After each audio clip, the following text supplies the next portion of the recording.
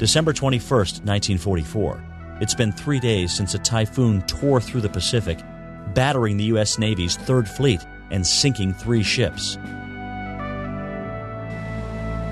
Second-class sonarman Pat Doohan and 12 other men are still hanging inside a life raft. They keep close watch on the sharks that have been circling them for hours. 2 men in their group have already died from exposure. Everybody's kind of hallucinating, and some of the fellas had given up, and we were drifting. And all of a sudden, one of the fellas said, "There's some ships on the horizon." We looked over, and being destroyer sailors, we saw this big cloud of black smoke. And we knew a destroyer was lighting off. In other words, they were lighting their boilers, and they were going to full speed to come and pick us up.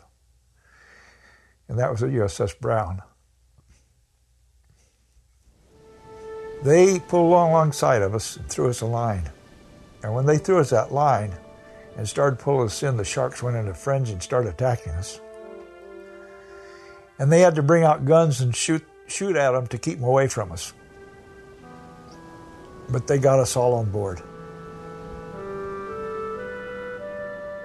Doohan cannot stand up and has lost 50 pounds, but he knows that he's fortunate to have survived.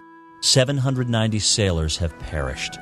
The Third Fleet is unable to support General MacArthur's campaign in Mindoro. When I play taps, I always think of those 202 of my shipmates that didn't make it. 5 days later, on December 26th, a court of inquiry finds Admiral Halsey responsible for the tragedy. He's blamed for making errors in judgment due to wartime stress.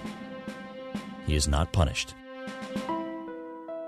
In all, only 92 men were pulled alive from the wild waters of the Pacific.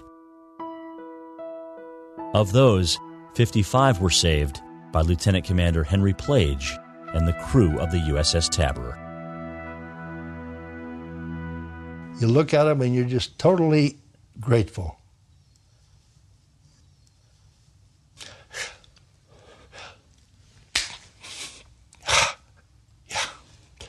Yeah, I'll tell you, I got more respect for them than I have anybody, especially the skipper.